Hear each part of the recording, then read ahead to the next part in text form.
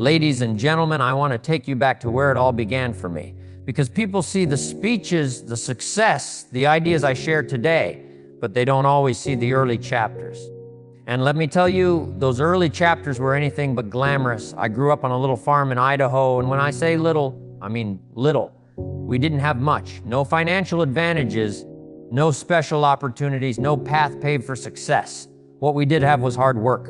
The kind of work that starts before the sun is up and ends long after it goes down. When you grow up in that environment, you learn some things very quickly. You learn discipline, you learn responsibility, and you learn that the world doesn't owe you a single thing. But even with those lessons, I'll be honest with you, I wasn't always the person you see standing before you today. I had dreams, but they were small. I had ambition, but it was unfocused. I wanted a better life, but I had no idea how to create one. I was just an ordinary young man heading toward an ordinary future. And at the time, I didn't even realize how dangerous that was. By the time I was in my early 20s, things were not going well. I was broke. I was behind on my promises, and I was full of excuses. I kept saying, one day I'll do better. One day I'll get serious. One day I'll build something. But one day kept drifting farther away, and I kept falling further behind. The truth is, I was working hard, but not working smart. I was busy, but not productive. I wanted success, but my habits didn't match my desires. And then something happened, something that changed everything for me. I met a man, a mentor, someone who looked me straight in the eye and asked me a question no one had ever asked before. How long have you been working at your current plan? I told him. He asked another question. How's that working out for you? And I had to admit it wasn't working at all. Then he said something that shook me to my core. Words that felt simple but landed like a punch to the gut. For things to change, you have to change. For things to get better, you have to get better. I had never heard anything like that in my life. Up until that moment, I blamed everything around me, circumstances, timing, the economy, other people. But suddenly, I realized the truth: my life wasn't going to improve until I improved. That realization lit a fire in me. I can still feel the moment it happened. It was as if someone had turned on a light inside a dark room I'd been stumbling through for years. I finally understood that success wasn't something you waited for. It was something you became worthy of. I didn't need a new job, a lucky break, or more time. I needed a new me. And that was the beginning of my journey. After that awakening, ladies and gentlemen, I knew I couldn't keep living the way I was living. I had to take responsibility. And that was not an easy thing to do. It's much simpler to blame the wind, the weather, the economy, the government, or the people who didn't understand you. But I began to understand something vital. If I wanted my life to change, excuses had to leave the room.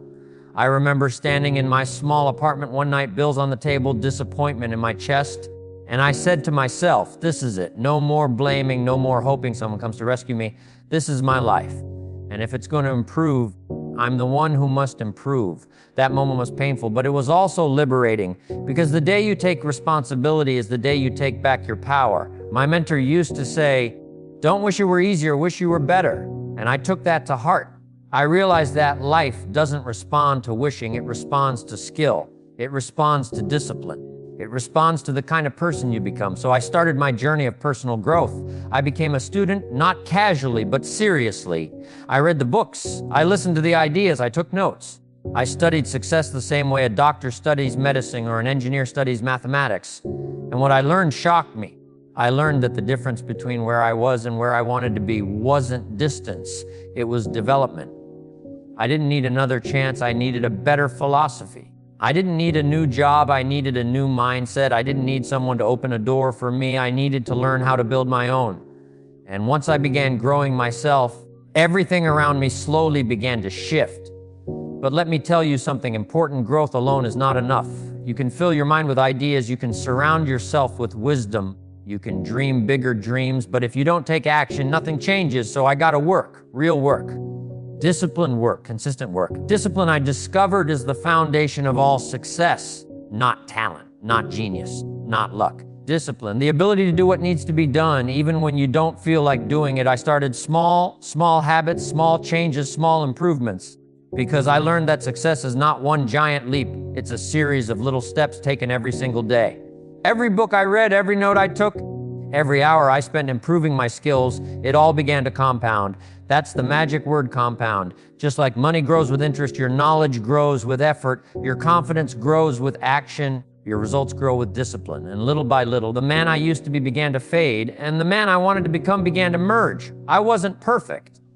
I stumbled, I made mistakes, but I stayed consistent. And over time, that consistency became momentum as the years went by and my life began to unfold in ways I never could have imagined. I discovered something remarkable. The true joy of success isn't found in the money you earn, the places you travel, or the applause you receive. The real joy, the deep, meaningful, life-changing joy comes from sharing what you've learned so others can build a better life too. I remember the first time someone asked me to share my story. I wasn't a polished speaker. I wasn't a seasoned teacher. I was just a man whose life had changed because a mentor cared enough to guide me. And I thought to myself, if someone could do that for me, maybe I can do that for someone else. That simple idea lit a new fire inside me, a fire not just to grow myself, but to help others grow. So I started speaking. Small rooms at first, a handful of people, sometimes just a couple of faces looking back at me. But I spoke with everything I had because I knew someone in that room was just like I had been. Someone was discouraged. Someone had bills piled up at home. Someone was blaming the wind just as I once did. Someone needed a new philosophy, a new perspective, a new beginning. And every time I shared my lessons, the lessons of discipline, responsibility, purpose, attitude, I could see it in their eyes. Something clicked, something awakened. And that feeling, that moment, became one of the greatest rewards of my life. As my audiences grew, so did my responsibility. I realized that people weren't just listening for entertainment, they were listening for hope. They were listening because they wanted to believe they could rise too. And I took that responsibility seriously. I studied harder, I refined my ideas, I made sure my words had substance, not just sound. If I could help someone avoid the mistakes I made, shorten their learning curve, or inspire them to take action sooner, then my struggle had meaning. You see, legacy is not about being remembered. Legacy is about impact. Impact on people's thinking, impact on their habits, impact on their future. Legacy is planting seeds in someone's mind that may grow into forests long after you're gone. And what amazed me most was this: the more I taught, the more I learned, the more I gave. You never lose by helping people, you only expand. That's one of the greatest lessons life ever taught me. As I spoke to crowds, wrote my ideas, and shared my philosophy across the world, I watched something beautiful happen. People began taking control of their lives. They started reading. They started building businesses. They started working on their gifts. And many of them came back to tell me, "Your words changed my life." But the truth is, I wasn't the hero in their story. They were. I simply offered the light. They chose to walk the path. And that became my mission, to keep offering the light, to keep sharing the principles that transformed an ordinary farm boy into a student of life, and a student of life into a teacher for millions. Because the greatest reward of success is passing it on